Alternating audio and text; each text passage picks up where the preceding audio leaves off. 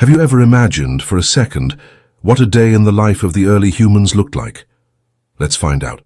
2 million years ago, the sun was not merely a source of light. It was a tyrant. And under its relentless gaze, the Rift Valley became a forge that tested the will of every living thing. Notice the posture of this group. There is no leisure here. They do not kneel to rest. They kneel to survive. In this landscape, thirst is the first master we ever served, a drive so primal it forces them to lower their heads to the very place where death is most likely to wait. To drink is to be blind. And in a world of predators, blindness is a heavy price to pay for a mouthful of mud and water. Beneath the murk, something ancient has been waiting. This is not a creature of the mammalian age. It is a relic, a colossus of muscle and cold blood that remembers a time before primates ever walked upright. This is the terror that etched itself into our DNA. The fear of what lies beneath the surface is not irrational. It is a memory of when we were not the masters of our domain, but merely soft, slow-moving flesh in a world of monsters. The solid ground offers a physical safety, but the adrenaline still floods the system. Look at how they turn back. It is a compulsion. The survivor must witness the thing that nearly ended them, to confirm it is real, to confirm they are actually still here. And then the hands begin to move. These gestures are more than simple panic. They are the beginnings of education. By sharing the location of the threat, they transform an individual trauma into a collective survival strategy. They are saying without words that this place is forbidden. Patience is a weapon that biology perfected long before it invented the brain. The ambush predator does not need to chase. It needs only to exist, motionless, until the world forgets it is there. It waits in the cool suspension of the deep, conserving every ounce of energy. A living trap, set and forgotten. On the surface, the equation of survival has changed. They have escaped the jaws, but now they must survive the dust. This is the great trade-off of our ancestors. To leave the water is to escape immediate execution, but it accepts a slower sentence.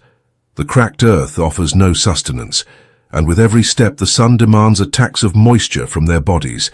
They are walking away from the only thing that can save them. But the biology of a hominid is a cruel tether. No matter the fear, the body demands water. And so the cycle repeats. Watch the hesitation in their steps. They return to the edge, but the innocence is gone. The birds, sensing the tension in the air, scatter at the slightest movement. The hominids know that the price of life here might be life itself, yet the burning in their throats leaves them no choice. They are gambling with the devil because the alternative is to wither in the dust. They wade deeper, emboldened by the silence. The water rises to their waists, a cool relief that masks the danger. But look closely. The surface is a curtain, and behind it, the observer is perfectly still. It does not need to breathe as often as they do. It does not feel anxiety. It simply calculates distance and opportunity. The group believes that because they cannot see the threat, it has vanished. But in the wild, the things you cannot see are the ones that are hunting you. A leopard approaches, the spotted prince of the savannah, an apex hunter in its own right. It lowers its head to drink, but then freezes. It sees what the hominids have missed. The cat does not hesitate. It does not investigate. It turns and vanishes. When the masters of the land flee without a sound, it is a signal that the hierarchy of power has shifted. Something older and stronger claims this territory. And then the trap snaps shut. The water erupts. This time the confrontation is not a fleeting scare, it is a war.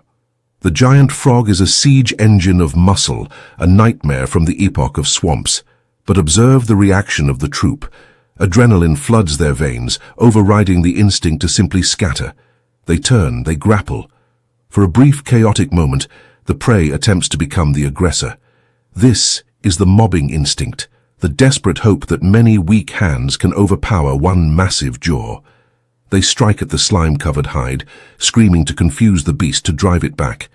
It is a frenzied dance of survival, a refusal to go quietly into the dark. But courage has its limits against physics. The beast is an armored tank. Their blows glance off its thick skin. Their grip slips on the mucus. You can see the shift in their eyes, from the fury of defense to the cold realization of futility. This is the low point of the soul. The understanding that you are small, that your strength is insufficient, and that the monster cannot be hurt. The water churns with their failure. The retreat is absolute. They scramble up the banks, lungs heaving, legs driving them away from the shoreline. They do not stop at the dry edge. They run until the water is a distant memory. They surrender the aquatic world to the monster. The land is harsh, but at least on the land, they can see what is coming. They wander into the interior, beaten and exhausted, but the savannah is a place of contrasts. Just as despair sets in, the landscape offers a reprieve. A tree heavy with yellow fruit. The first bite is a revelation. Sugar. In a life defined by scarcity, this intense sweetness is a drug. You can see the frantic energy of the feast. They gorge themselves, juice running down their chins, eyes wide with the pleasure of immediate caloric reward. This is the energy they burned in their escape, returned to them by the earth. For a moment, the trauma of the waterhole is washed away by the simple, overwhelming joy of being full. With bellies full, the dynamic shifts. The panic dissolves into something softer. They sit, they touch, they groom. This is the invisible glue of the species. In the shade of the tree, they are knitting the group back together. They are reassuring one another that they are still a unit, that the troop has survived. It is in these quiet hours, safe from the sun and the teeth, that the bonds of society are forged. As the heat of the day passes, the hominids lay their heads to rest. Even in a world this hostile, there is peace. It is fragile and it is temporary, but it is real. They sleep the deep, dreamless sleep of the survivors. Time moves on and again. The need for water returns, as it always does. But they have learned. They find a stream. It is shallow, clear, running over open stones. They wade in, but look at the difference. They can see the bottom. There are no dark depths here, no hiding places for giants. The playfulness returns. This is water they can master. This is a resource they can claim without paying a blood tax. And in the shallows comes a discovery. A hand darts out, not to defend, but to capture. A small crab, a fish.